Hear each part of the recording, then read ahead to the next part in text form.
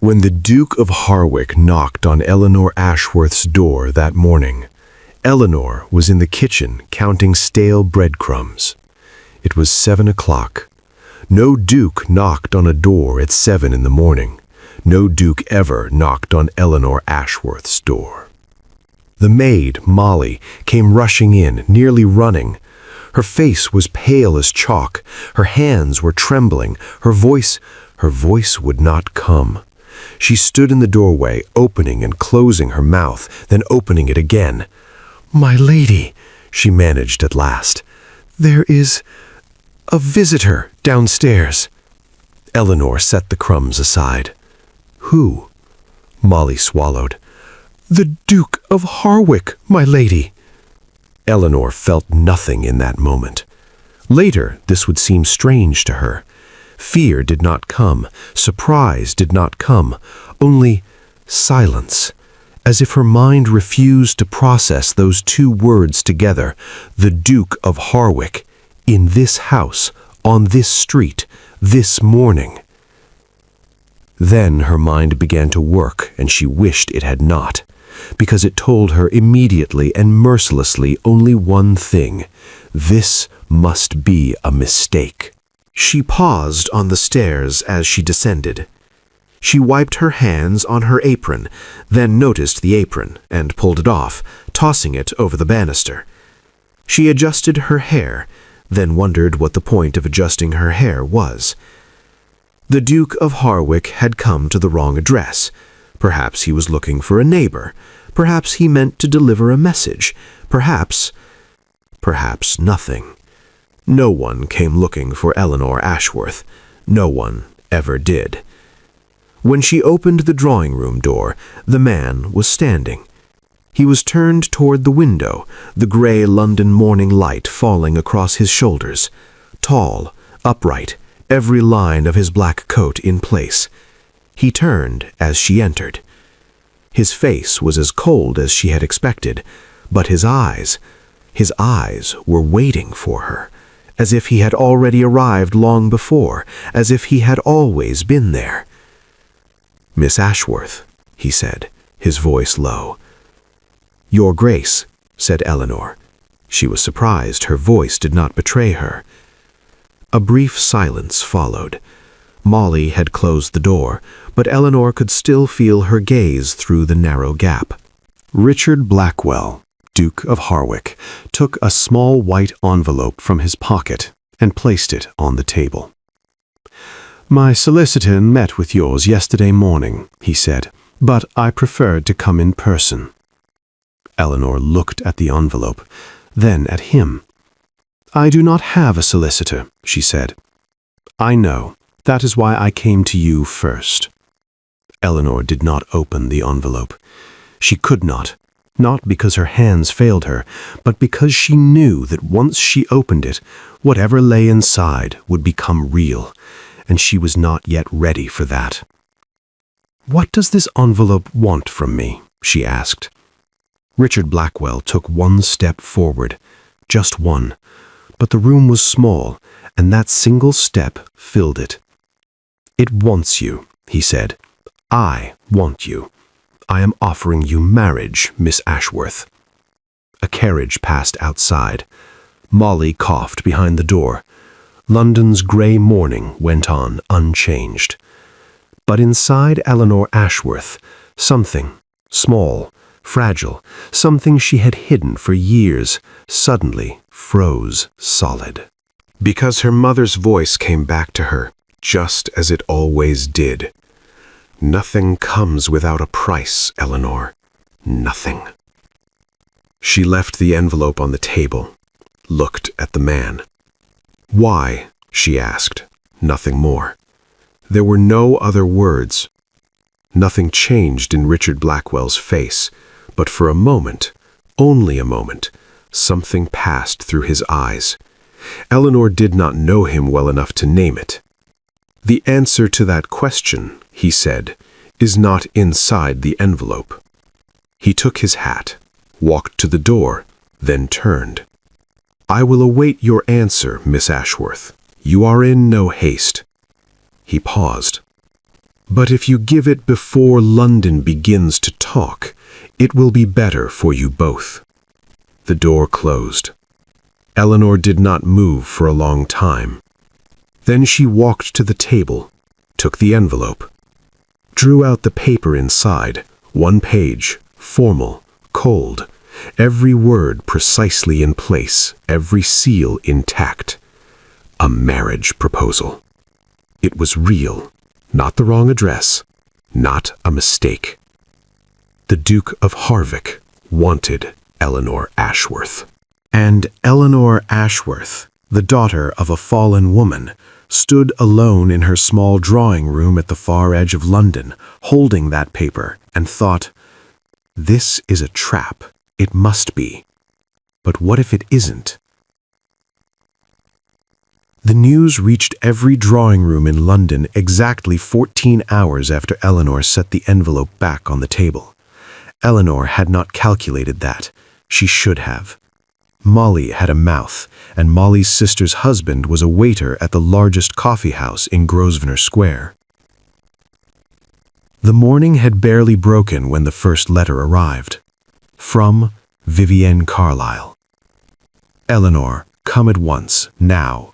I have not told my mother, but I will. Hurry."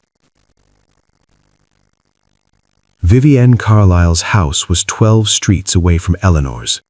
In London, 12 streets meant a different world. Vivienne's house was filled with wide staircases, gleaming brass knockers, corridors that always smelled of fresh flowers. Every time Eleanor visited, she felt herself shrink a little, before the door even opened, before she stepped inside, before anyone saw her. But this morning, it was Vivienne herself who opened the door, and there was an expression on her face Eleanor had never seen before. Was it jealousy? No, something more complicated, something layered, surprise hidden within jealousy, fear hidden within surprise, and beneath it all, something deeper that did not wish to be seen. Vivienne smiled. Her smile was flawless, always flawless. "Come in," she said. "We must speak before my mother comes down." They went into the small sitting room, not the formal drawing room, but the family room. That had always comforted Eleanor. It meant Vivienne had truly let her in. Vivienne closed the door, turned. "The Duke of Harwick," she said. "Nothing more." "Yes," said Eleanor. "He wants you." "Yes." Vivienne stared at her for a long moment, then sat down as if her legs could no longer hold her. "Why?" she asked. Eleanor had been hearing that question since the night before, first in her own mind, then in Molly's eyes, now in Vivienne's voice. Why? As if everyone already knew the answer, but refused to say it, as if the question were simple yet carried something heavy within it. Why you?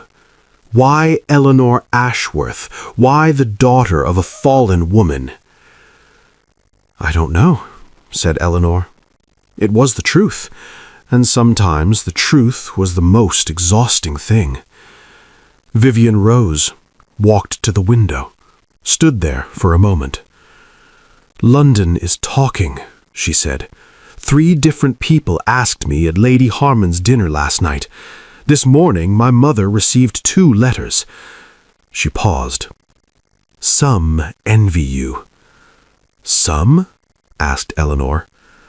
Vivienne turned, smiled, but this time the smile was tired. "You can imagine the rest." Eleanor could. Some envied her, some laughed, some did not believe it, and some, the most dangerous, were not asking why, but how to prevent it. Because the Duke of Harwick was not merely a name. Richard Blackwell was the bearer of a 600-year title, 4 great estates, a powerful voice in Parliament, the most sought-after guest in London, the least speaking man, the most watched face. And that face had stood yesterday morning in Eleanor Ashworth's pale drawing room. "I must warn you," said Vivian. Her voice had changed, no longer playful, now real. Eleanor felt the shift, and something in her tightened. Lord Pembury was at Lady Harmon's dinner last night. When he heard the news, he was not surprised. She paused. He smiled. "What does that mean?" "I don't know." Vivian's voice lowered. "But Pembury never smiles without reason. He smiles only when he sees someone losing." Silence fell over the room. Outside, the city went on. Hoofbeats, street vendors, the unending noise of London. Everything was normal. Everything continued. But in Eleanor's mind, only one question remained. When Pembury smiled, who did he see losing? Me or Richard Blackwell? At that moment, the door opened. Lady Carlisle entered, powdered hair, perfectly fitted corset, flawless even at this early hour. Her eyes fell on Eleanor. She paused. Then she put on that familiar, measured, cold smile. Not a greeting, an evaluation. "Eleanor, my dear," she said, "how lovely to see you." A pause. So early. Eleanor rose, curtsied. "Lady Carlisle." "Sit, sit." The woman settled into her chair, removed her gloves, placed them neatly on the table. No haste. She had all morning, it seemed. Time for Eleanor. That was not a good sign. "I received interesting news yesterday," Lady Carlisle said, pouring tea. "Did you?" Eleanor replied. "About the Duke of Harwick's visits." She handed her the cup, eyes fixed on her. "I do hope everything is in order." "I do hope everything is in order." In London, that meant many things. It meant, "I hope you understand where this is going." It meant, "I hope you know your place." It meant, "I hope you are not repeating your mother's mistakes." Eleanor took the tea, did not drink, just held it. "Everything is in order," she said. "Thank you, Lady Carlisle." When she left, Vivian walked her to the door. At the top of the stairs, her voice dropped.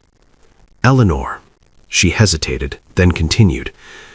"Richard Blackwell never does anything without reason. Everyone knows that." Her eyes sharpened. "But neither does Pembury." Eleanor stepped forward, then turned. "What is between them?" she asked. Vivian's expression tightened. "The answer to that question," she said slowly, "can only be given by Richard Blackwell." When Eleanor stepped into the street, the wind struck her face.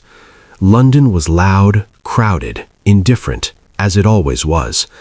But that morning, Eleanor noticed something new. Two women passed her. One looked, the other whispered. They are looking. Yesterday, this had not existed. Yesterday, Eleanor Ashworth had been invisible, neither beautiful nor plain, neither rich nor poor, neither sought nor avoided. She simply existed, and that was enough to remain unseen.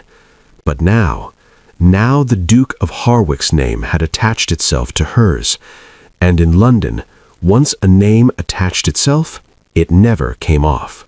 As she turned the corner on her way home, Eleanor stopped. Across the street, as he was stepping into a carriage, she saw a man watching her. He was older, in his 60s, broad-shouldered, expensively dressed.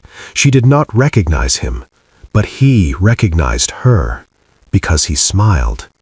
Exactly as Vivian had described, not without reason, but with the kind of smile whose reason only he knew. Then he stepped into the carriage, the door closed, it drove away. Eleanor did not move. Vivian's voice echoed in her mind. Pembury only smiles when he sees someone losing. Something cold passed through her, not fear, but something related to it. How can I be sure I won't be the one who loses? She had not given an answer yet. The envelope still lay on her table, and the Duke of Harwick was waiting. Lady Ashworth was not ill. Everyone knew this: the doctor, the neighbors, Eleanor. But her mother had lived as if she were ill for years. Curtains drawn, room dim, most days spent in bed. As if the world forgot her, she could forget the world. Eleanor had believed that for a long time. She did not anymore. When she went up to her mother's room, it was past noon. She opened the door slowly. She always did, as if a sudden sound might break something. The room was dim, always dim. It smelled of lavender, slightly damp, slightly heavy. Lady Ashworth was sitting upright in bed. She was holding a letter. She did not look at Eleanor. "Sit," her mother said. Eleanor sat. The chair was cold. Lady Ashworth lowered the letter, placed it in her lap. Her hands remained on it, as if pressing it down, as if it might otherwise drift away. Then she looked at Eleanor. Catherine Ashworth had once been one of the most beautiful women in London. This was not Eleanor's own memory. It was something told by others, a fragment of an old story. Eleanor had always known her this way, pale-skinned, tired-eyed, softened at the edges. But this morning, there was something different in her eyes. Fear. Real, deep, long-hidden fear. "The Duke of Harwick came here yesterday morning," Eleanor said. "I know," her mother replied. "How?" Her mother did not answer. She looked at the letter. "Mother," Eleanor leaned forward, "who is that letter from?" Lady Ashworth lifted the letter, placed it into the drawer of the table, and locked it. "How old are you?" her mother asked. "You know that."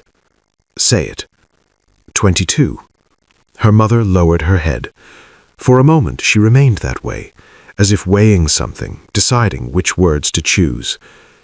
"When I was 22, she said at last, I entered the brightest drawing rooms in London. This voice was flat, neither wistful nor nostalgic, just flat. Everyone knew me, everyone smiled at me, everyone wanted something from me." She paused. "And I gave it to all of them." Eleanor waited. She knew her mother's past, what everyone knew. The scandal with Lord Whitmore, the escape, the child, the woman left alone. That was the story. A single line in London's language. Catherine Ashworth, fallen. But she had never known the details, because her mother had never told them. "Lord Whitmore was married," said Lady Ashworth. "You know that." "Yes. But what you do not know is this. Who was Whitmore's closest friend?" Something tightened inside Eleanor. Her mother looked at her. "Pembury," she said. "Lord Pembury." Silence filled the room. A bird chirped outside, thin, meaningless, mistimed. Eleanor tried to speak, but no words came. Only the name circled in her mind. Pembury. The man smiling in the street that morning. The man Vivienne had warned her about. The man who was said to be Richard Blackwell's enemy. And now, the man in her mother's past. "What did Pembury do?" Eleanor asked. Her mother stood, walked to the window and pulled the curtain slightly aside. Gray London light spilled in, cutting across her face. "He told Whitmore's wife everything," she said. "Every letter, every meeting, every detail." Her voice did not tremble. Too many years had passed for that. "He created the scandal. He sacrificed me to save Whitmore." "Why?" "Because Whitmore had something Pembury wanted. Land, an inheritance, a promise." She gave a small, tired shrug. "I never learned the details, but I learned the outcome." Eleanor stood. Something inside her was settling into place, wrongly, painfully, but settling. "Is Pembury doing the same thing now to Richard Blackwell?" she asked. Her mother turned. "I don't know," she said, "but I do know this." Her voice lowered. "Pembury used a woman once, and that woman became your mother." Her eyes locked onto Eleanor's. "Do not let that woman be you this time." The words turned over in Eleanor's mind. "Do not let that woman be you this time." But there was something her mother was not saying. Eleanor could feel it, beneath the words, inside the silence, behind the locked drawer. "Who is that letter from?" she asked again. Her mother did not answer. "Mother." Lady Ashworth stepped away from the window, returned to the bed, sat upright, hands in her lap, spine straight, carrying that weary dignity she had worn for years. "Someone who values you," she said at last. "Who?" Her mother raised her head. Her eyes were full, but no tears fell. She would not allow them to. "Richard Blackwell," she said. "He wrote last night. He is asking for permission." She paused. "For you." Eleanor did not move. The room seemed to tilt, slowly, silently. The lavender scent grew heavier. Her mother's eyes remained full, but still no tears fell. Richard Blackwell had written to her mother, not before the proposal, after. He had stood before Eleanor that morning, made his offer, then gone home and written a letter to her mother, asking permission. Why? No duke in London did such a thing. No one's mother was Eleanor Ashworth's mother. No one's mother was Catherine Ashworth, fallen, marked, hidden behind drawn curtains. And yet, Richard Blackwell had written. "What did he say?" Eleanor asked. Her voice came out. This surprised her. Her mother glanced at the drawer, then back at her. "He wrote that he values you," she said. "You. Both of you. The Ashworth name." Her voice broke. Just for a moment, then steadied. "He wrote that your family's past does not diminish his offer. On the contrary." Eleanor sat down. Her legs would not hold her. Her mother continued, her voice still even, still steady, but her eyes remained full. "For 20 years, not a single man has written such words." She paused. "Not a single man has looked at us, at you, like that." Silence. Long, heavy, full silence. Eleanor looked at her mother, at her hands, worn, tired hands resting in her lap. How many things had those hands held over the years? How many letters? How many door handles? How many empty mornings? And now, the locked drawer. "But," her mother said. Eleanor waited. "But Pembury will want to finish this." Her voice hardened, an old hardness not forgotten. "And Pembury holds my past in his hands. Every document, every paper, every detail." Her eyes darkened. "If he cares for you, if he truly cares, he will use it. Not against you, but against him. And then what will Richard Blackwell do?" Eleanor did not answer, because she did not know. Because she did not know Richard Blackwell, not truly. He had stood before her for 10 minutes that morning, a cold-eyed man without explanation. He had written to her mother, yes, but that was not knowing him. What did a man do when he lost? What did a duke do under the eyes of London, cornered because of the daughter of a fallen woman? Would he step back? Her mother lay down. She was tired. Speaking always tired her. "Go," she said. "Think." Eleanor rose, walked to the door. "Eleanor?" She turned. Her mother was staring at the ceiling. Her voice came from far away, as if from a very old place. "If it is real," she said, paused, continued. "If he truly wants you, do not let it go."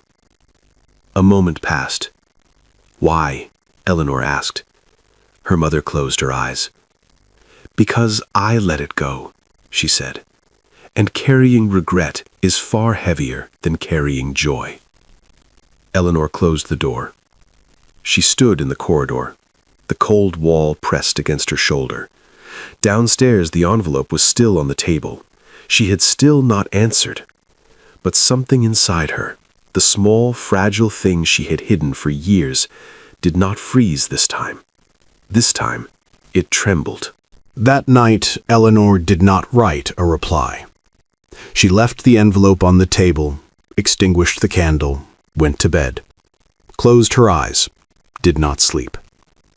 The ceiling was white, cracked on the right corner, a small crack that had never grown. Eleanor knew it by heart. She had stared at it since childhood, on nights when she could not think, on nights when she could not cry.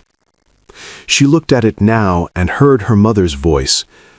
Carrying regret is far heavier than carrying joy. Morning came. Eleanor rose, washed her face, went downstairs.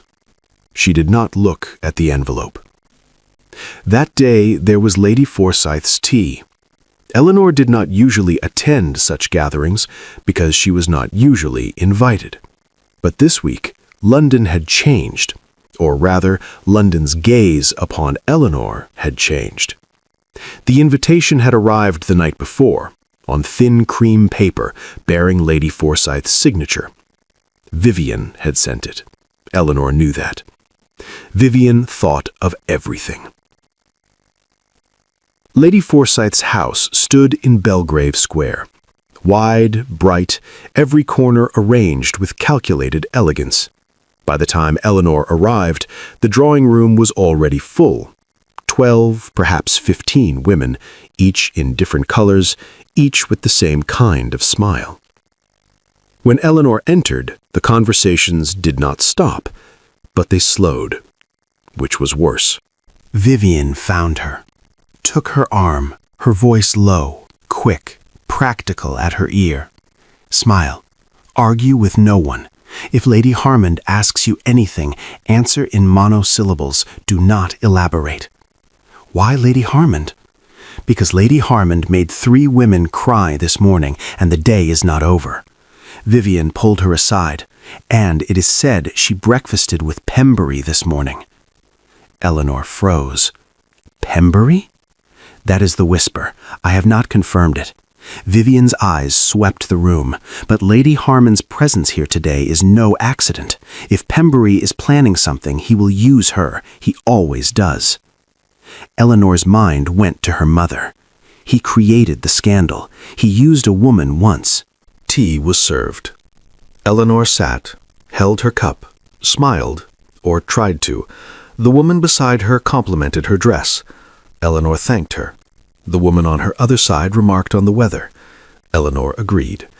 It was all normal, all surface, and Eleanor could feel everything moving beneath that surface. Lady Harmond appeared at 3. She was in her 60s, broad, the kind of woman whose voice filled a room. Even when she laughed, she seemed severe. Eleanor knew her. Everyone did. Lady Harmond had started London's oldest gossip and would likely end its newest. She saw Eleanor and stopped. Then she walked toward her.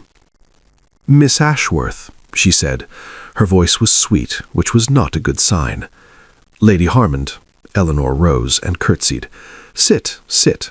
The woman took the seat across from her, accepted her tea, and looked at Eleanor. Long, measuring, unashamed. "How do you find the season?" "Eventful," said Eleanor.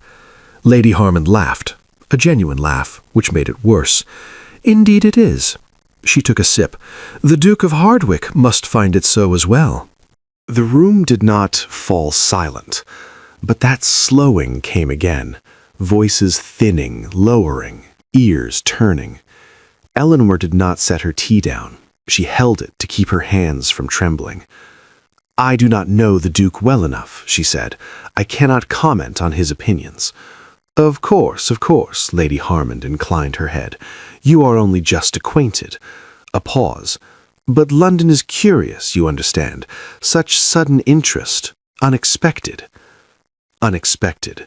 The word carried everything. You did not deserve this. However it happened, do not become your mother. Eleanor was about to speak. She opened her mouth. And at that exact moment, a voice came from the other side of the room. Old, heavy, familiar. Lord Pembury. Everyone turned. Lord Pembury stood in the doorway. Something dropped inside Eleanor. It was the man she had seen in the street the morning before, expensively dressed, broad, smiling. But he was not smiling now. He simply stood there, scanning the room as if searching for something.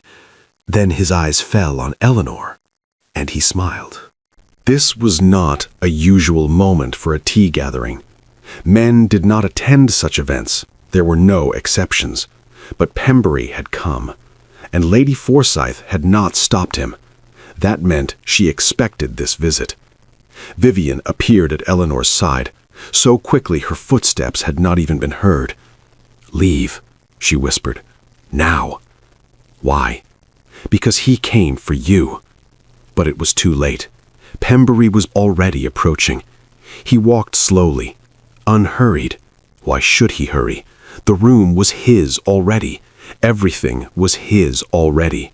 Lady Forsyth smiled at him. Lady Harmon shifted to make space. Two women stepped aside. He stopped in front of Eleanor. "Miss Ashworth," he said. His voice was deep, even, as though it contained nothing at all.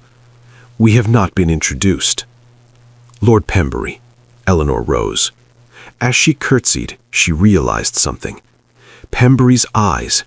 He was looking, but not seeing.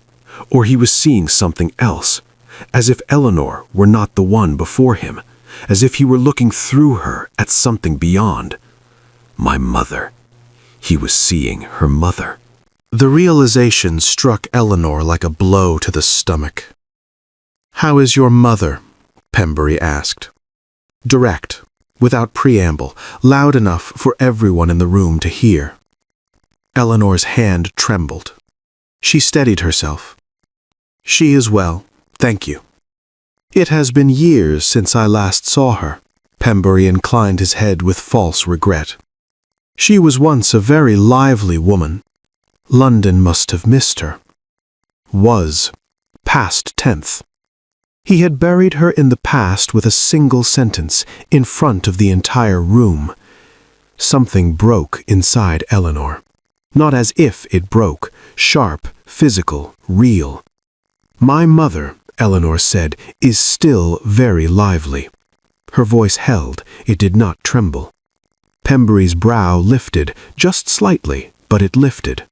"Of course," he said, smiling. "Of course she is." He turned, walked away, leaned toward Lady Harmon and whispered something. The woman inclined her head. Vivian gripped Eleanor's arm. "Come." This time Eleanor did not resist. They left through the back, through the narrow corridor beside the kitchen, the one the servants used. The cold air hit their faces outside. Vivian stopped, turned to her. "Are you all right?" "No," said Eleanor. Vivian said nothing. Sometimes that was the right answer. They stood there for a moment. The street was quiet. Somewhere in the distance, a horse passed. Eleanor thought. Pembury knew her mother, knew her past, and he had come here today, for her, to measure something. What was he measuring? "Can you be broken?" "Vivian," Eleanor said. "Yes?" "I need to find out what lies between Pembury and Richard Blackwell." Vivian went still, looked at her for a long moment. "That is dangerous," she said. "I know. You have already drawn Pembury's attention. That should have been enough. There was no need for more." "There is." Eleanor turned, her gaze steady, dark, composed. "Because today he used my mother's name in that room, in front of everyone." A pause. "And I want to answer him. But I cannot answer without knowing what I am facing." Vivian held her gaze for a long moment, then exhaled. "Richard Blackwell's father," she said slowly, won in court a piece of land that should have belonged to Pembury 20 years ago. She paused. Pembury never forgot. Eleanor waited. And that land, Vivian's voice lowered, it now belongs to Richard. Silence. Somewhere far away, a door shut. Everything fell into place in Eleanor's mind, not wrongly this time, but heavily, precisely. Pembury had carried his hatred from the father to the son for 20 years, and now Eleanor, the daughter of a fallen woman, the most vulnerable name in London, had appeared. A perfect weapon. What if he used her? What if he exposed her mother's past and forced Richard to withdraw from the marriage? What if Richard withdrew? When Eleanor returned home, she did not light a candle. She stood in the dim drawing room, saw the envelope on the table, still there, still waiting, still unanswered. But this time she saw it differently. It was no longer just an offer. To open or close that envelope now meant stepping into Richard Blackwell's life, or stepping away. And Pembury was watching both. She sat down, took a pen. She waited a long time. Minutes passed. The room darkened without candlelight. London outside continued without pause. Then she wrote a single line. My answer is yes. E.A. She sealed the envelope, called Molly. First thing in the morning, she said, this goes to the Duke of Harwick's house. Molly took it. Her hands trembled, whether from excitement or fear, Eleanor could not tell. The door closed. Eleanor did not move for a long time. Then her mother's voice came again, one last time for that night. If it is real, if he truly wants you, do not let it go. Eleanor closed her eyes. I did not let it go, she thought. Now we will see what he does. The morning Richard Blackwell received her answer, it was raining in London. Eleanor learned that later, not from Molly, but from elsewhere, at an unexpected moment. And when she learned it, she also learned what Richard Blackwell had done that morning. Nothing. He had not opened champagne. He had not summoned anyone. He had not even informed his solicitor immediately. He had simply taken the envelope, read it, placed it on the table, and walked to the window. The person who told Eleanor this was not his valet. It was the gardener. But that was not the beginning of the fifth act, only its middle. To understand it, one had to return to the beginning. After sending her answer, Eleanor heard nothing for 3 days. 3 days. On the first day, she waited, not impatient, but tense. On the second, she occupied herself, tidied her mother's room, played the piano, opened and closed a book she did not read. On the third, Vivian came. Any news? She asked, without even removing her hat. No, said Eleanor. Vivian sat, said nothing. That was one of her best qualities. She knew how to simply sit. On the fourth morning, a letter arrived. Not cream, white. No Harwick seal, only a simple R, unembossed. Eleanor opened it. Inside, one line. Tomorrow afternoon, Hyde Park, the edge of the Serpentine, 3 o'clock. R.B. It was not an invitation, not a question, only a time, a place, and initials. Eleanor folded the paper and placed it in her pocket. Turned to Molly. Take out the blue coat for tomorrow, she said. Hyde Park at 3 was not empty, but along the eastern edge of the Serpentine, beneath the line of willows, few people walked. Most stayed to the west. Children remained nearer the center. This quiet corner by the water felt like a world apart. Richard was there, alone. No valet, no guard. His gloved hands clasped behind his back, looking out over the water. His collar grazed, the wind was cold. Eleanor approached. He heard her footsteps before her voice. He turned. "Miss Ashworth." "Your Grace." A brief silence. The lake rippled, the wind bent the willows. London murmured in the distance. "Will you walk?" Richard asked. "Yes." They walked side by side. For the first few minutes, they did not speak. Eleanor had not expected that. A duke could be silent, yes, but not this comfortably.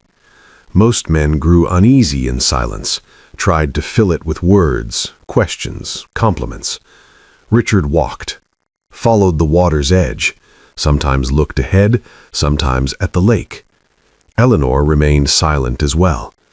And something strange happened. The silence did not grow heavy. It became, after a while, almost natural. "Pembury visited you," Richard said. It was not a question. "We met at Lady Forsyth's tea," Eleanor replied. "What did he say?"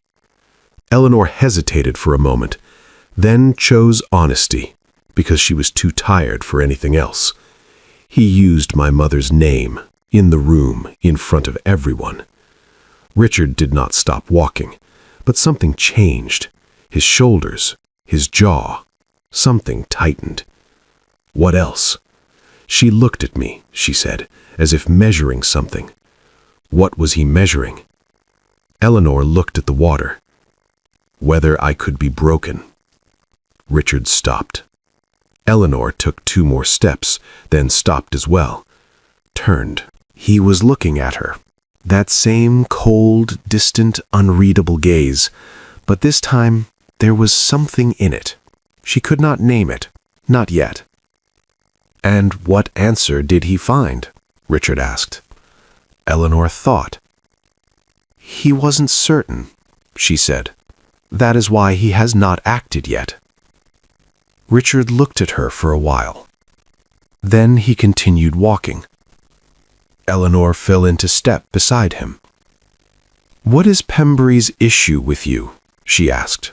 Directly, because she already knew Vivian's version of the story, but she wanted to hear Richard's, his version. He did not answer at once. He was silent for a long time, that same steady, unhurried silence. "An old land dispute," he said at last. "Something inherited from your father." A moment passed. "Vivian Carlyle?" Richard said. It was not a question. "Yes." "It is not only about land," he continued. "For Pembury, everything is a calculation. The land was one calculation. You—" He stopped. Eleanor waited. He did not continue. One of the willows bent with the wind, its branches brushing the water before lifting again. "And I am what?" Eleanor asked. Richard looked at the lake. "To Pembury," he said. "You are the easiest move." The easiest move. These words did something strange to Eleanor. Did they hurt her? Not exactly. Did they anger her? A little. But at the same time, unexpectedly, they steadied her. Because if Richard had not said it, she would never have understood him fully. And he had said it, directly, without ornament, without softening. "You chose me knowing that," Eleanor said. "Yes." "You still chose me." Richard turned, fully this time, not toward the water, but toward her. "Yes," he said. A moment passed. The lake rippled. The wind moved between them. Eleanor did not know this man. She had seen him 4 times. Her home, the dinner, this walk, and the exchange of letters. 4 encounters, a few hundred words, 2 silences. But those 2 words, yes, yes. Why? She asked.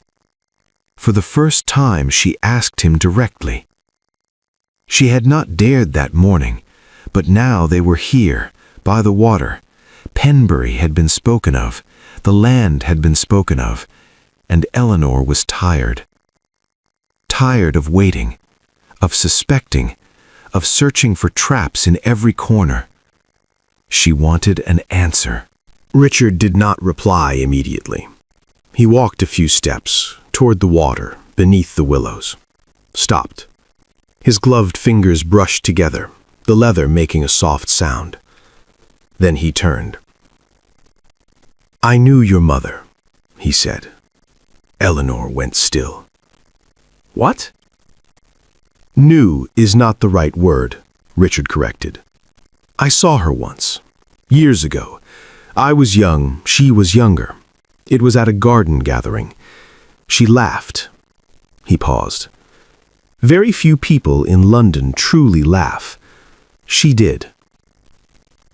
Eleanor could not speak. "I know everything that followed.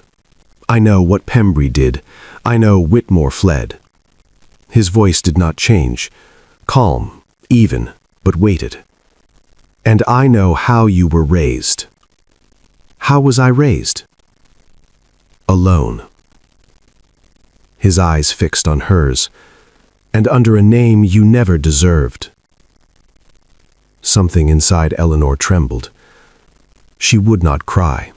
She had decided that long ago. She always decided it. But the trembling would not stop.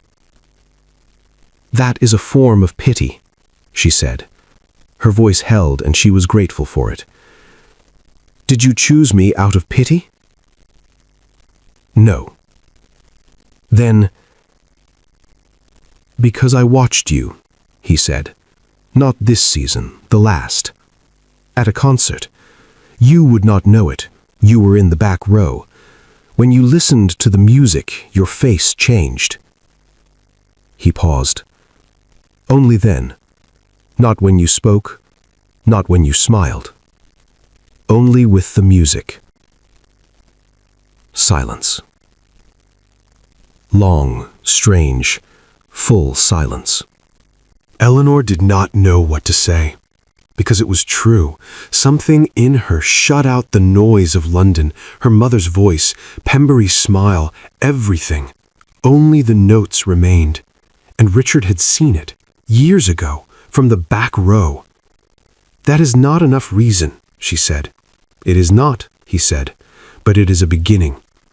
He began walking again, back towards the path, towards the park exit. Eleanor stood still for a moment, then followed. When they reached the edge of the park, Richard stopped. They stood before his carriage. The valet opened the door. Richard turned to her. "Pembury will make a move," he said. "I do not know when, but he will." He paused. "I want you to be ready." "How should I prepare?" Eleanor asked. He looked at her for a moment. "Know me," he said. "Not from gossip, not from others. From me." He stepped into the carriage. The door closed. He left. Eleanor remained on the pavement. The wind struck her face, cold, carrying the scent of London, smoke and stone. One thought circled in her mind. Know me.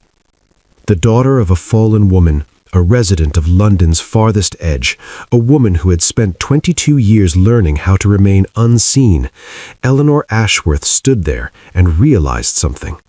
A duke had asked her to know him. As if he wanted to be known, as if he was not afraid of being known.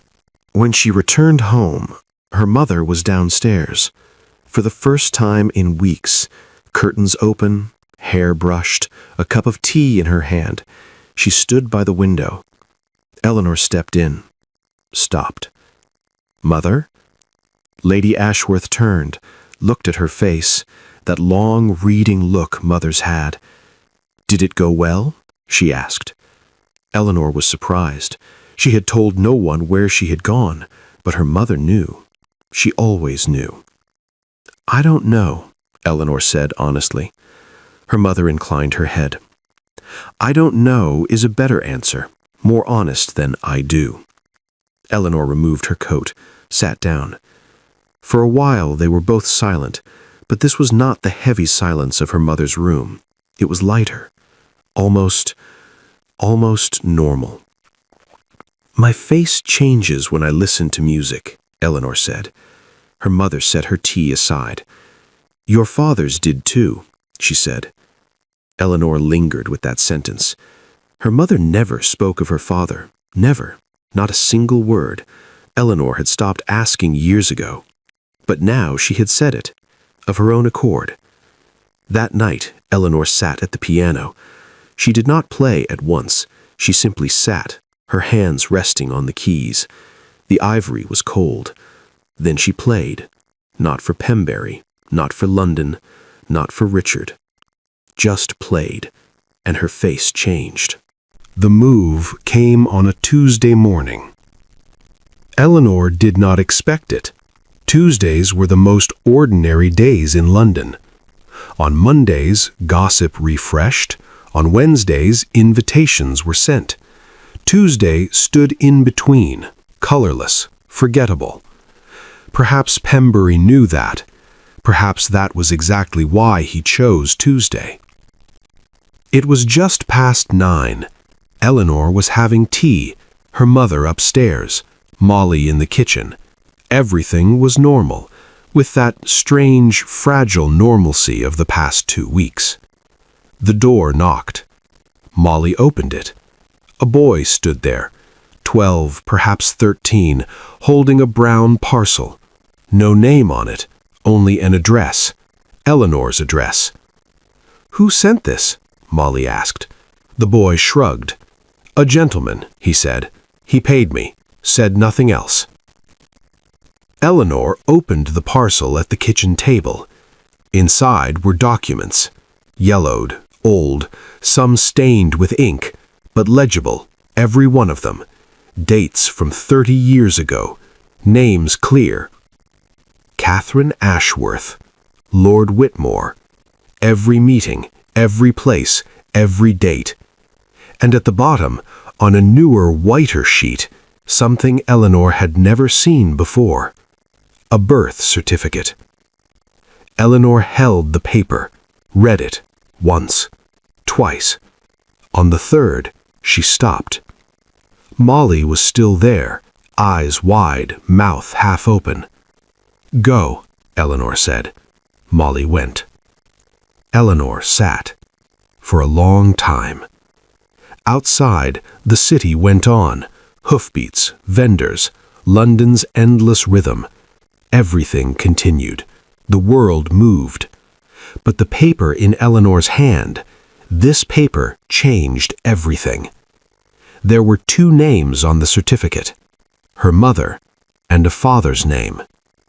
It was not Whitmore. Eleanor went upstairs. She knocked on her mother's door, did not wait for an answer. She entered. Lady Ashworth was in bed, but awake. A book in her hand, not reading it, just holding it. Her eyes turned to the door. She saw Eleanor, and her face changed. Eleanor had seen many things in her mother's face. Weariness, sorrow, old anger, rarely, very rarely, pride. But this was different. Not fear, something deeper, older, surrender. As if a door she had been waiting for had finally opened, and she no longer had the strength to hold it closed. Eleanor held out the document. Her mother did not take it, did not even look. "You know," Eleanor said, not a question. "I know," her mother said. "Since when?" "Always." Eleanor lowered the paper, sat at the edge of the bed, near her mother's feet. only inches between them.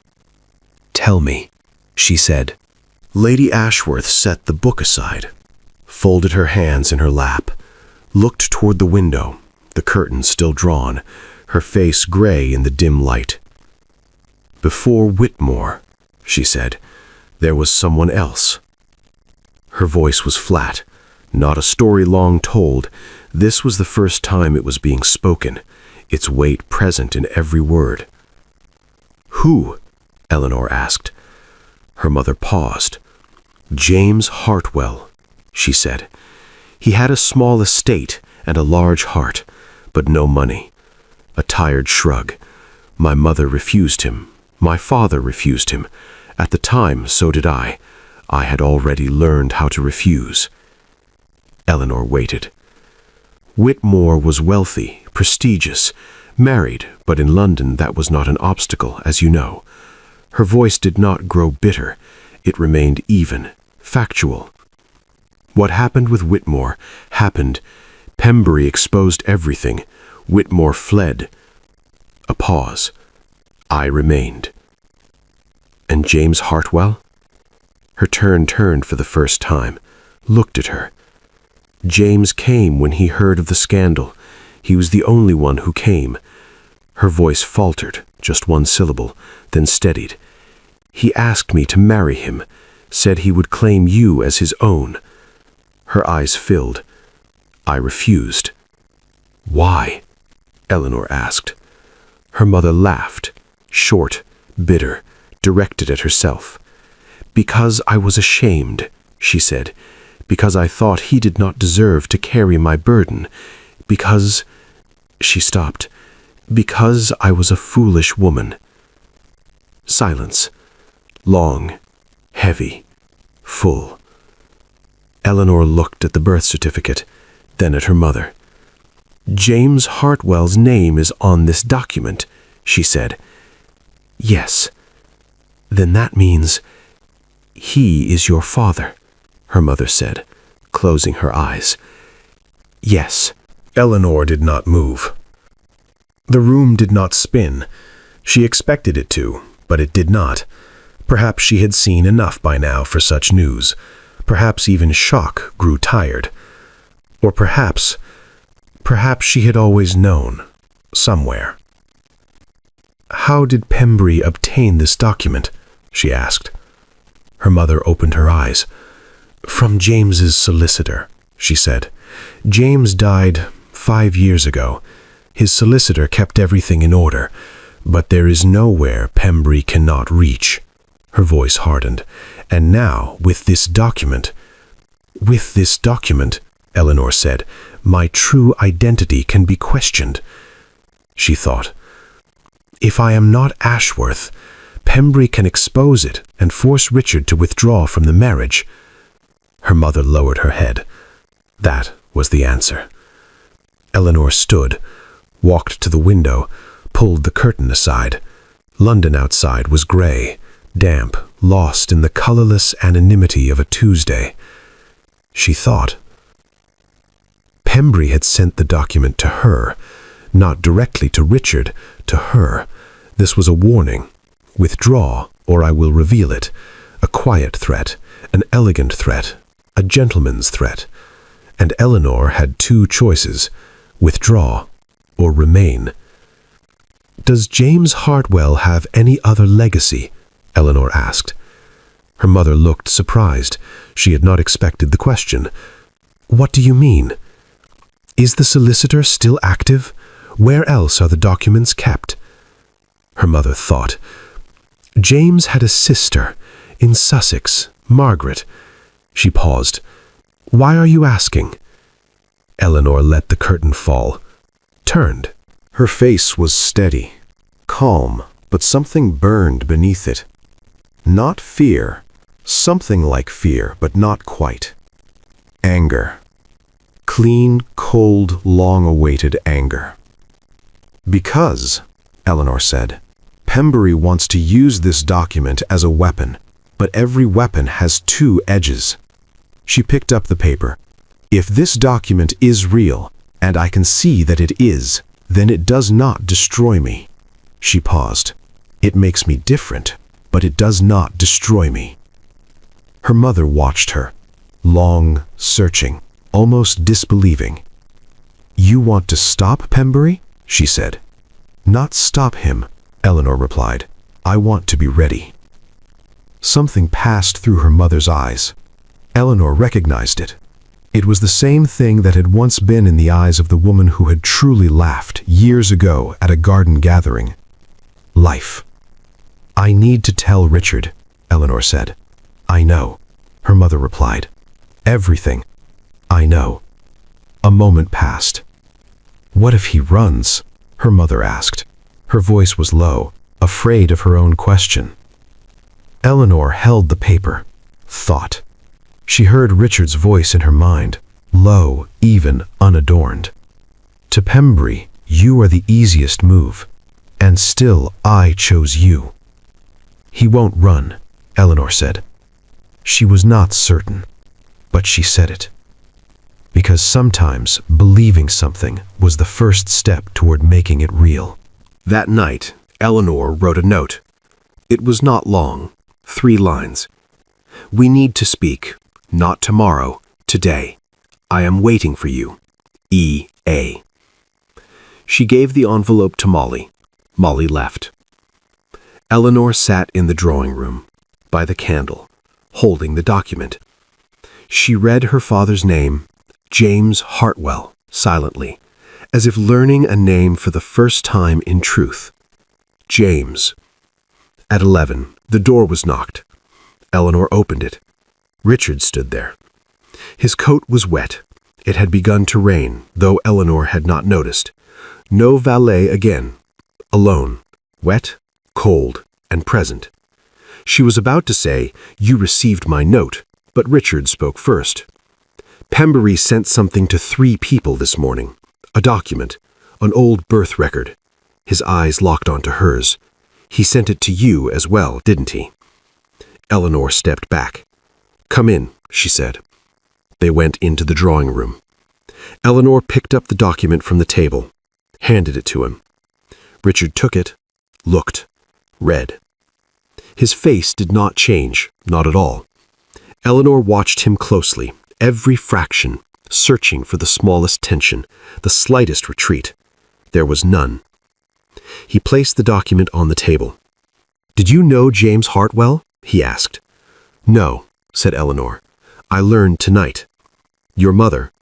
She told me tonight. Richard inclined his head, thought, or appeared to, but Eleanor noticed something. He had not been surprised by the document. Did you know this? Eleanor asked. Richard looked at her. I knew the name Heartfelt. I did not know the document existed. But you investigated her past. Yes. Why? Because I know Pembury, and Pembury always finds the weakest point. He paused. I needed to find yours before he did. Eleanor sat. Her legs would not hold her this time. Richard sat across from her. Between them, the table, the document, the candle. What happens now? She asked. Pembury sent this to 3 people. By tomorrow morning, it will be in every drawing room in London. His voice was even, calm, measured, accustomed to planning. There are 2 options. We reveal it before he does, or his version reaches them first. And if we reveal it, we keep control. He paused. But it will still be discussed.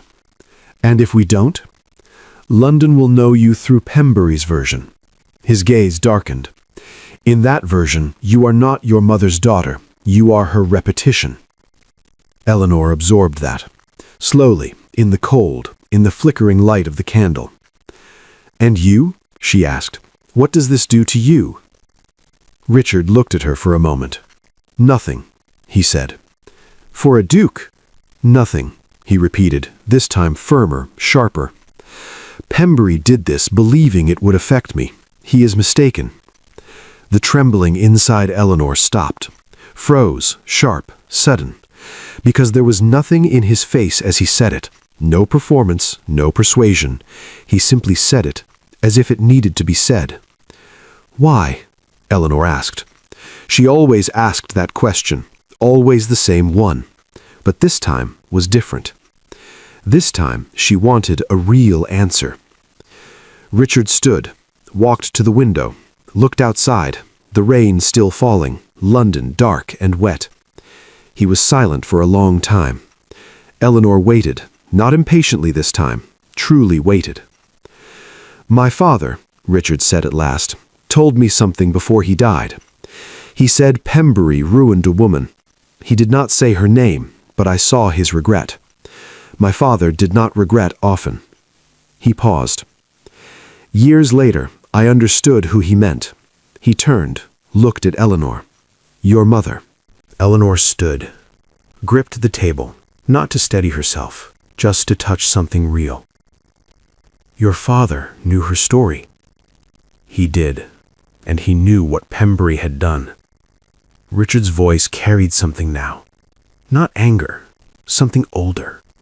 A debt. But at the time, he did not intervene.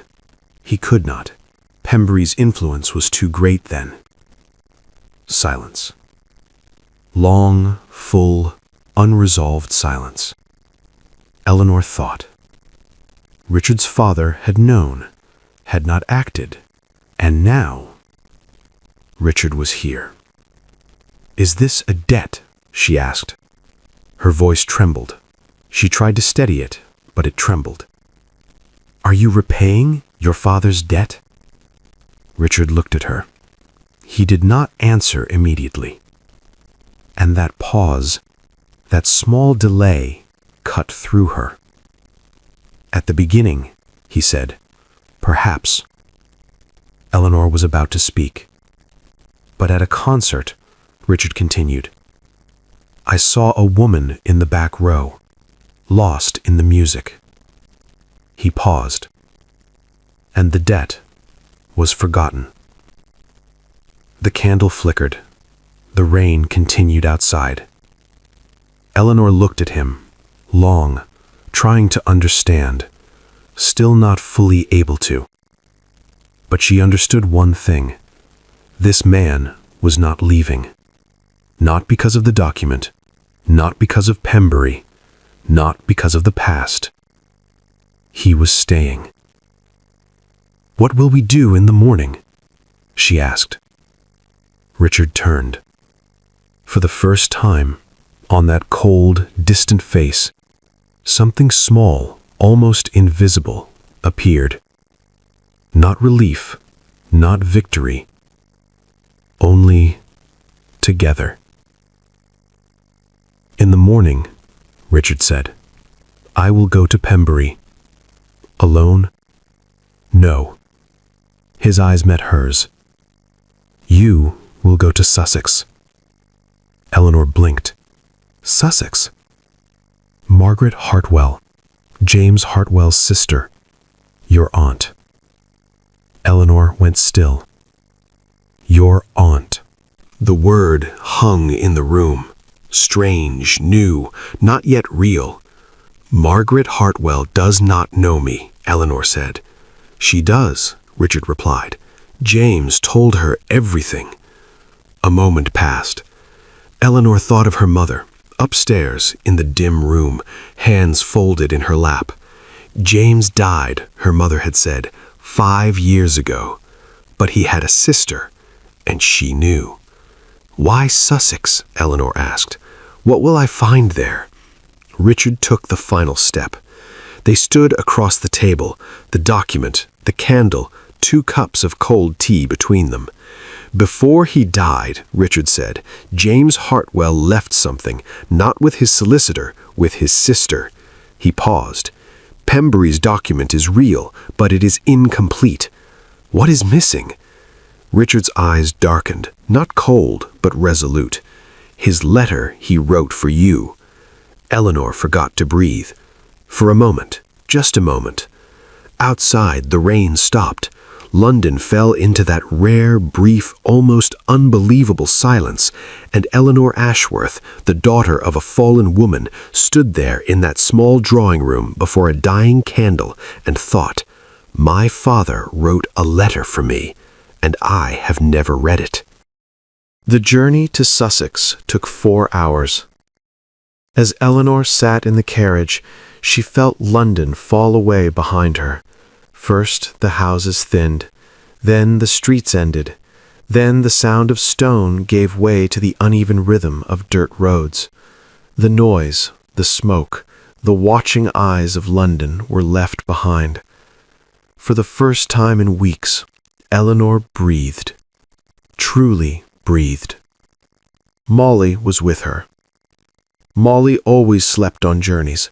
Inevitably, 10 minutes after departure, her head would tilt to the side. That morning was no different. Eleanor covered her with a blanket and turned to the window. The countryside passed by, gray April fields not yet green. The trees were bare, but here and there small yellow shapes appeared, near hedges, at the base of shrubs. The first signs of spring. Eleanor looked at them and felt nothing. Then something. Then she cried, quietly, without waking Molly, facing the window. It did not last long. Short, sharp, something that had been building for weeks. Whether she cried for her father, for her mother, or for herself, she could not tell. Perhaps all three. Perhaps none. Molly slept. Eleanor watched the road. That morning she thought of Richard. He had left late the night before, turning at the door to say one last thing. "Margaret Hartwell is a good woman. She will want to see you." "Are you certain?" Eleanor had asked. Richard had paused. "No," he had said. "But James Hartwell was a good man. His sister will be the same." Then he had gone. Eleanor had closed the door, sat on the stairs, and remained there for a long time. And that same morning, Richard was going to Pembury, alone. The Pembury house in Mayfair was quiet in the early morning. When Richard knocked, it was just past 9. The valet opened the door, surprised and not concealing it. The Duke of Harwick was not expected. There had been no appointment, no invitation. "Tell Lord Pembury," Richard said, "that I will wait." He waited. 15 minutes. He stood in the entrance hall, did not sit, refused when offered. He stood, gloves in hand, looking out the window. The 15 minutes were Pembury's game. Make him wait, make him smaller, wear him down. Richard knew it, Pembury knew it. Both knew, and still the game was played. Because Pembury could not begin any other way. He was finally shown into the library. Pembury sat behind his desk, large, oak, smelling of decades of paper and ink. Shelves behind him, documents before him. He removed his spectacles and looked up. "Harwick," he said, cold, measured, familiar. "Pembury." Richard did not sit. He stood opposite the desk. A brief silence. "Sit," said Pembury. "Thank you. I will not be staying." Pembury's brow lifted. A small movement, but Richard knew it. Pembury raised his brow when he was surprised. He was rarely surprised. This was a good beginning. "What do you want?" Pembury asked. "To speak." "You chose to come in person this morning instead of writing last night." Pembury folded his arms. "Dramatic." "After you sent the document, writing would have been discourteous. Coming directly is more honest." Pembury laughed. A genuine laugh, which Richard surprised, though he did not show it. "Sit," Pembury said again. This time it was different, not an invitation, almost respect. Richard sat. The two men faced each other. Between them, the oak desk, the scent of old paper, and 30 years of reckoning. "Eleanor Ashworth," Pembury said. "Yes," said Richard. "Why?" Richard looked at him, did not answer immediately, measured what Pembury sought in the question. Weakness? Inconsistency? Or genuine curiosity? "I chose her," Richard said. "It is not for you to question why."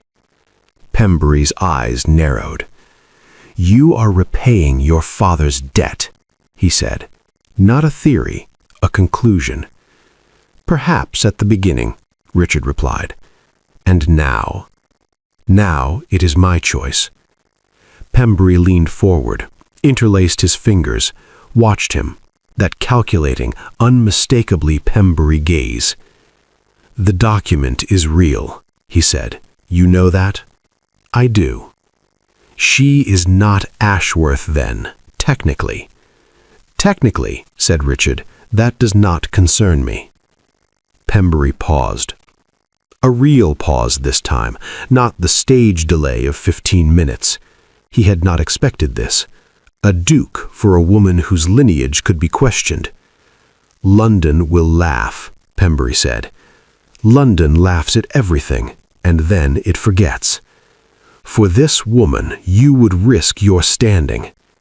Pembury, Richard's voice cut through, low but final. I am doing what your father did not do 30 years ago. You cannot stop it. Silence. The clock ticked in the corner, heavy, wooden, unrelenting. Nothing else moved. Pembury looked at him. Richard looked back. They both knew what this truly was. Not land. Land had been the beginning. This was something else now.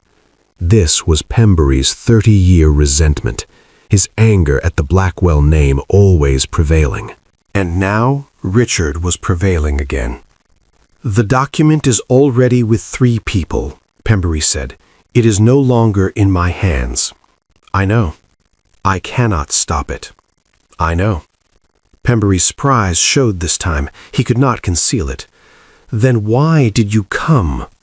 Richard stood, took his gloves. To tell you this, he said. Do what you wish. Spread the document. Tell London. Do as you like. But know this. He paused. I chose Eleanor Ashworth, and Pembury's documents do not change me. He stepped forward. What your father could not do, you will not do either. He turned toward the door. Pembury said nothing. And that was what Richard had expected. When Pembury fell silent, he had lost. It was always so. Pembury could not bear silence. He always had to speak the last word. But that morning, he did not. Richard opened the door. Harwick. He turned. Pembury was standing now, in front of his desk, hands at his sides, standing inside the weight of 30 years. And yet, there was something in his face. Was it weariness? Perhaps. Catherine Ashworth. For what I did... He stopped, did not finish. Richard waited. Pembury did not continue. Perhaps he could not. After 30 years, perhaps the words still would not come. Richard paused a moment. Tell Eleanor, he said. Nothing more. Then he left. In Sussex, Margaret Hartwell's house was small. Red brick, ivy climbing its walls, a garden where the roses had not yet bloomed. Nothing like London. Quiet, complete in its own stillness. When Eleanor stepped out of the carriage, the door was already open. Margaret Hartwell was in her 60s, tall, silver-haired, her eyes a light brown. Eleanor felt something shift when she saw them. Familiar. Where had she seen that color? Nowhere.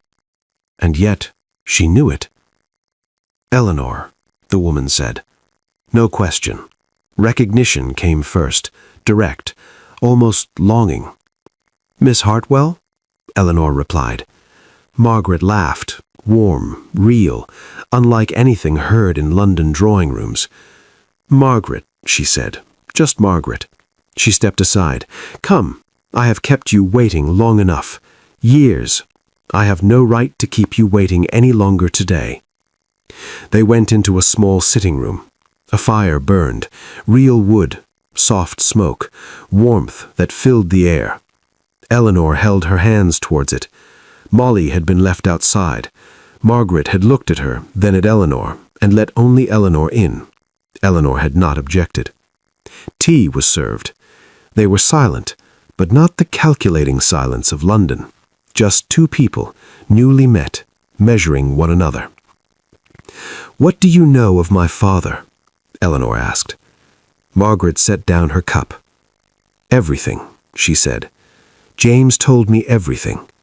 She paused. "After your mother refused him," her voice softened, "he broke. For a long time he was broken. But then," she smiled, "then he recovered. That was who James was. He recovered." "Did he know me?" Eleanor asked. This was the question she had traveled 4 hours to ask. The question she had perhaps waited 22 years to ask. Margaret stood. She went to a small wooden cabinet in the corner, opened it, took out a tin box, old, worn, with a small flower etched into the lid. She placed it on the table. "Open it," she said. Eleanor did. Inside were letters, yellowed, tied together, and at the top, whiter, newer than the rest, an envelope. On it, a single word, Eleanor. Eleanor took it. Her hands trembled. She held it, tried to still them, then let them tremble. She opened it. "My dear Eleanor, I have never seen you. I will always know this, and I will always carry it. Your mother kept you from me to protect you. I was never angry, never. Catherine always wanted what was best. She only chose it at the wrong time, out of the wrong fear. But you exist. That is enough. I heard of you. Margaret told me over the years, small things, that you play the piano, that you read, that you are quiet but observant. She is like you, Margaret said. I laughed. I leave you something.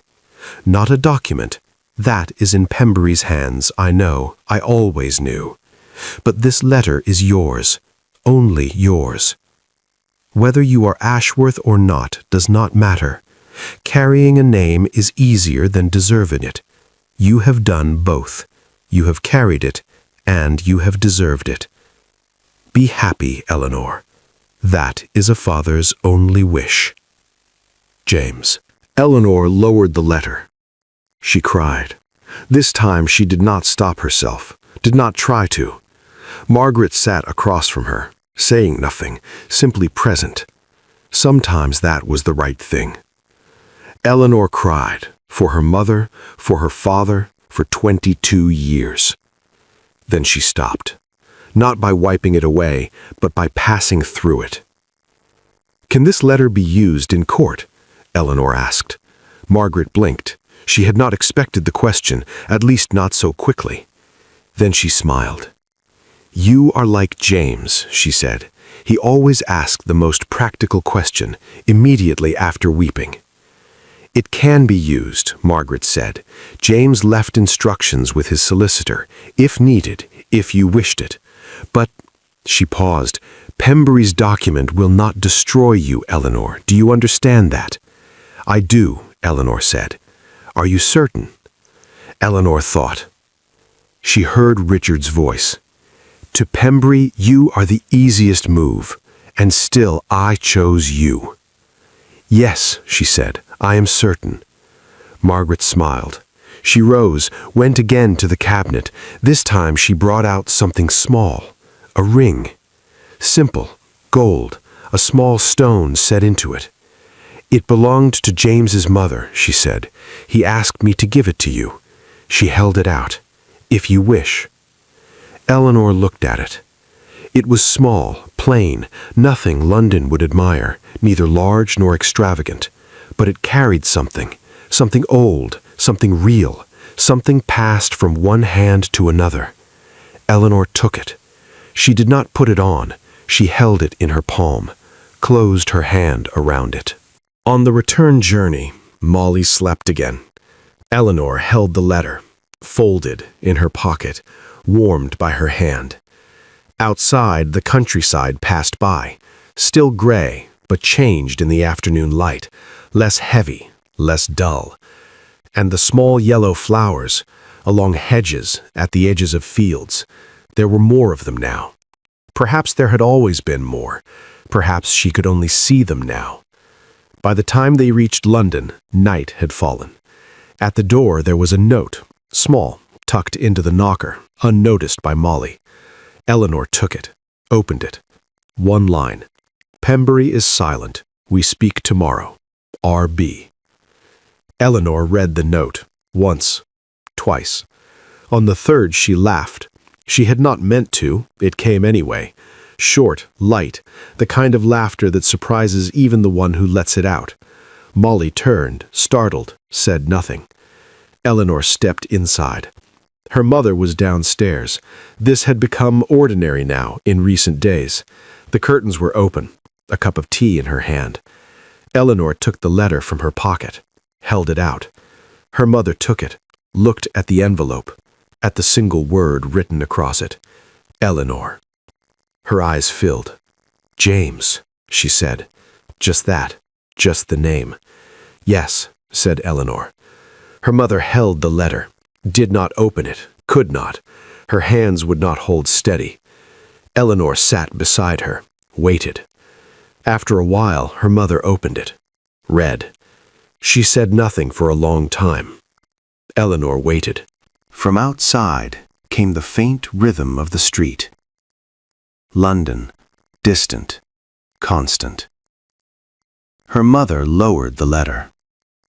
He told you to be happy, she said. He did. Her mother laughed, crying as she laughed, or smiling as she cried, the line between the two dissolving. Foolish man, she said, but she said it with love, with the kind of love that survives 30 years of regret. Eleanor took her mother's hand. They sat like that, together, in their small drawing room, before open curtains, in the dark of London's night. And Eleanor thought, tomorrow I will speak with Richard, and nothing is over.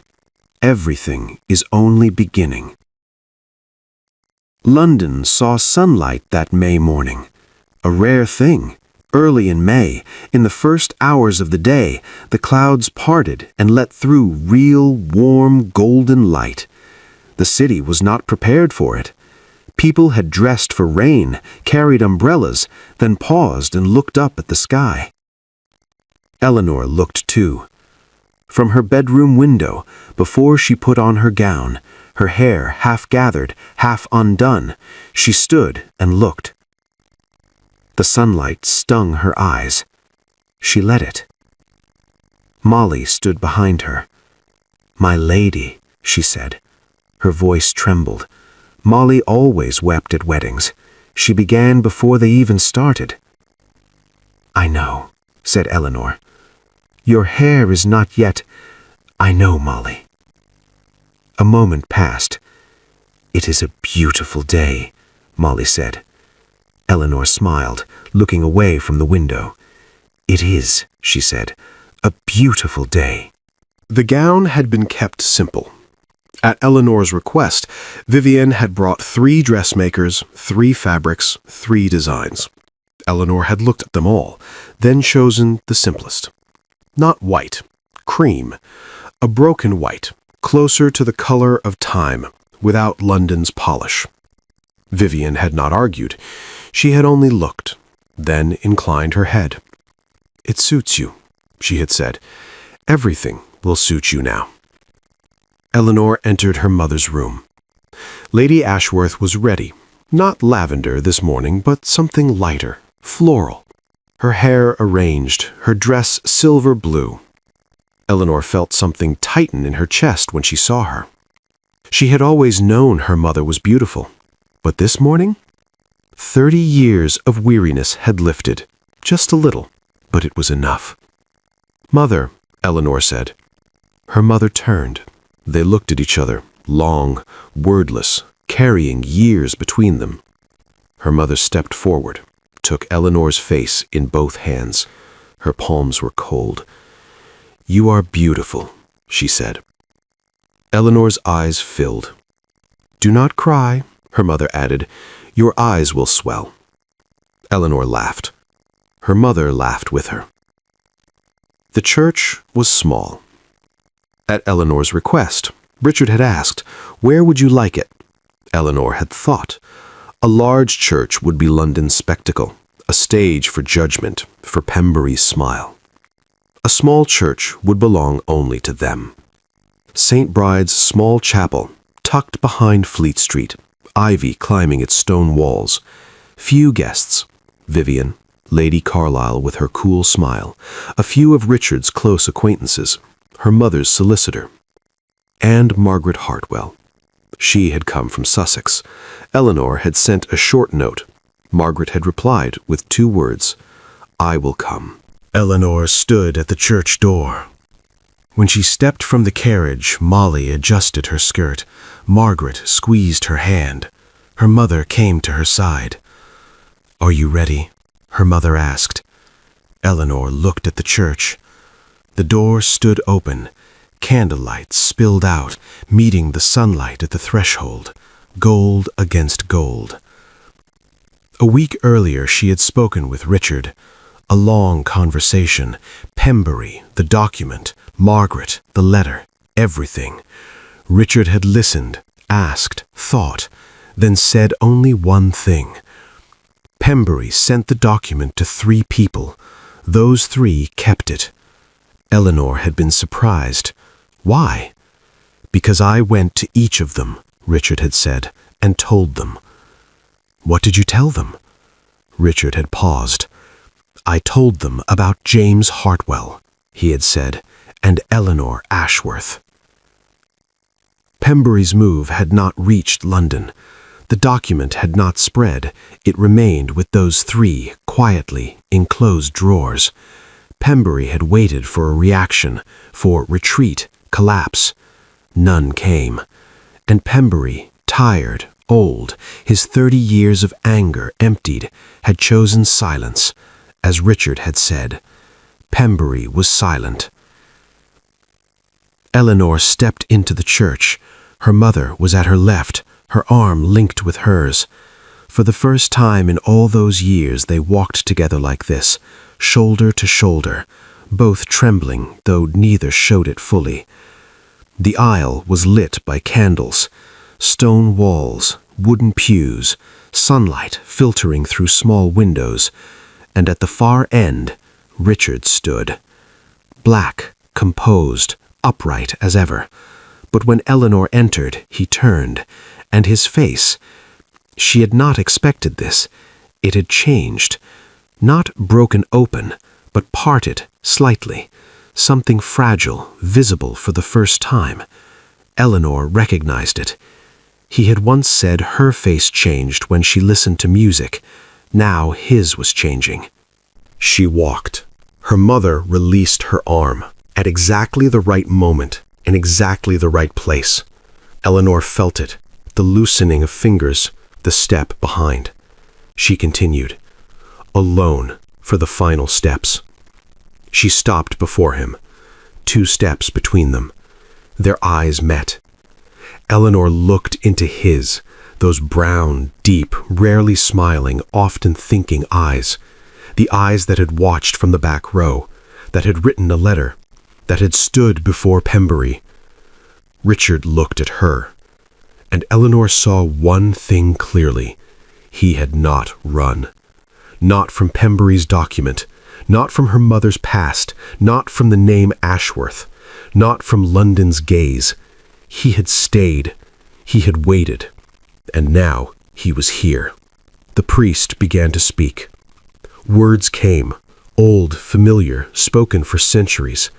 Eleanor heard them and did not hear them, because she was looking at Richard and he at her, and the 2 steps between them no longer felt like distance. If any man objects, silence. Eleanor did not turn. She did not need to. She felt it. The held breath in the room. Margaret held hers. Vivian held hers. Her mother did not. Her mother was quietly crying. Eleanor had not heard it, but she knew. The silence stretched. No one spoke. Your vows. Richard spoke first. His voice was low. Even in the church, it seemed meant only for her. He spoke the old words, steady, without tremor, but his eyes remained on hers the entire time. Eleanor's turn. A moment passed, brief as breath. Then she spoke. Her voice came, it trembled, only on the first word, then steadied. The priest inclined his head. Richard's eyes closed for a moment, just a moment, as if taking something in. She finished. All of it. The ring was cold. As it slid onto her finger, placed there by Richard's bare hand, she felt it. Not the ring James Hartwell's mother had left, but Richard's.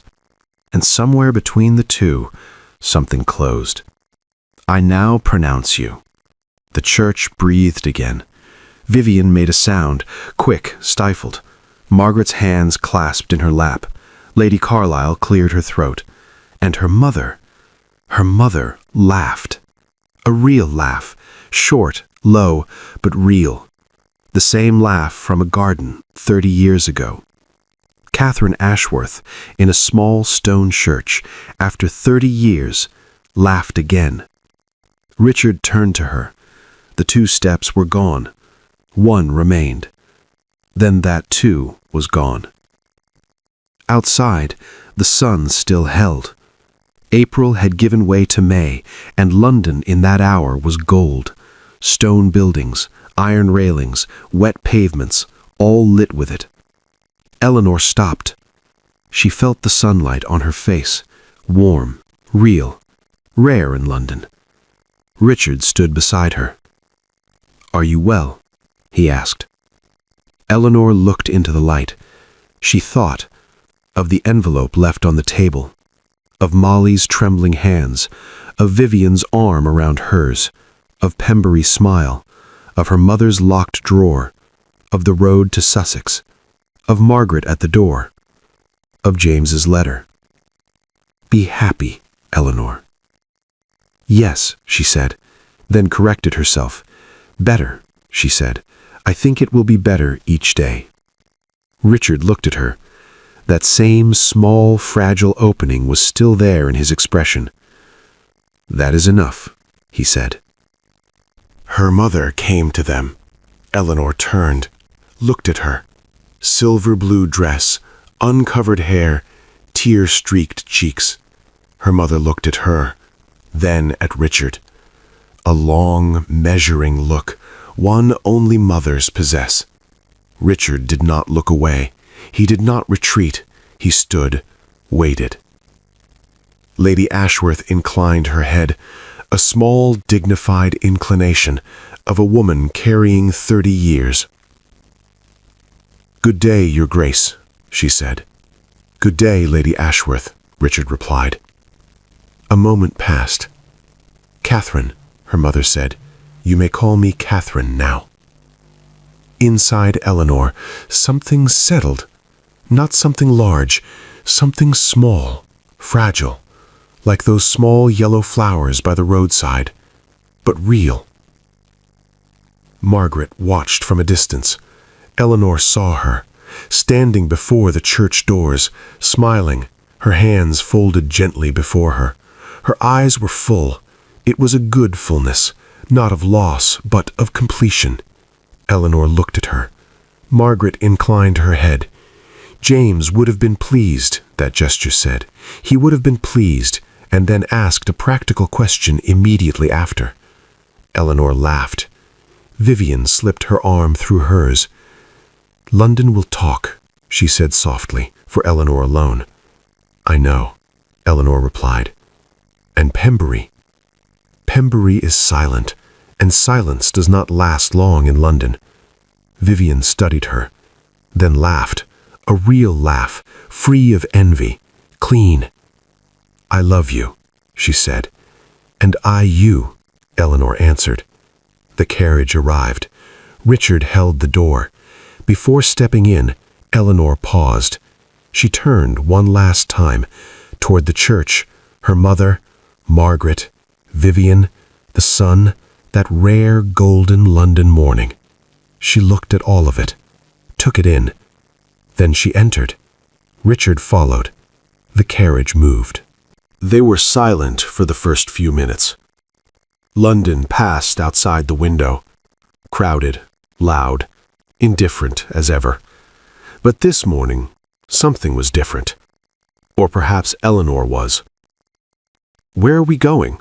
she asked. "Harwick," Richard said. "The country house. We are leaving London. For a while." Eleanor turned to the window. London fell away, slowly, street by street, building by building. Stone houses thinned, iron railings faded. The sound of pavement disappeared. The countryside began. This time, it was not gray. It was May, green, open, scattered with yellow, white, violet. Spring had come, truly come. Perhaps it had always been there, and Eleanor had never looked. Now she did. Richard did not speak. Eleanor did not speak. But this silence, this was the silence of Hyde Park, of the water's edge, beneath the willows, the kind that did not grow heavy. They both knew it. They both let it remain. After a while, Richard spoke. "There is music at Harwick," he said. "A piano." Eleanor turned, looked at him. He was looking at her, with that slight opening, that new expression. "Is it a good piano?" she asked. "I do not know. No one has played it in years." Eleanor considered this. A piano untouched for years, in the country house at Harwick. Perhaps in a large room, perhaps facing the fields, perhaps filled with sunlight, and empty. "I will play," she said. "I know," Richard replied. Silence returned. But this time, there was something within it. Small, warm, new. Together. The fields passed. The trees came. And Eleanor Ashworth, the daughter of a fallen woman, the inhabitant of London's farthest edge, who had spent 22 years learning how to remain unseen, sat in that carriage, on that May morning, and felt something for the first time. There was a future. A real one. Tangible. Unafraid. And her face changed. Not because of music this time. Simply. Years later, London no longer whispered Eleanor Ashworth's name. It spoke it plainly and with care. Not because the past had been forgotten, but because it had been survived. The daughter of a fallen woman had not risen by luck, nor by silence, but by standing exactly where others expected her to break and not breaking.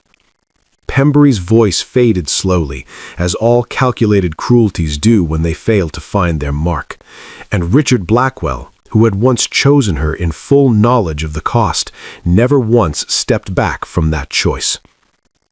In a city that measured everything, that was the only answer that endured. In the years that followed, Eleanor became mistress of Harwick not as a figure to be displayed, but as a presence that could not be ignored. Her name attached charities, estates run with precision, and decisions Richard did not make without her. Her mother left the darkened room at last. The curtains were opened, and though London never fully forgot, it learned to look at her without speaking her past aloud. Pembury made one final attempt, quiet, legal, calculated, but it failed, and with it, his influence thinned into something old and distant. Richard remained what he had always been to the world, reserved, exact, untouchable. But within the walls of his own house, there was one place he did not stand alone, and that, more than anything London could measure, was what endured. Thank you for listening to the story all the way to its conclusion. Don't forget to share in the comments which city you're joining us from. It's always a pleasure to see where our listeners are around the world. If you enjoyed the story, we genuinely appreciate you subscribing to the channel. Your support makes it possible for us to keep bringing you more stories like this.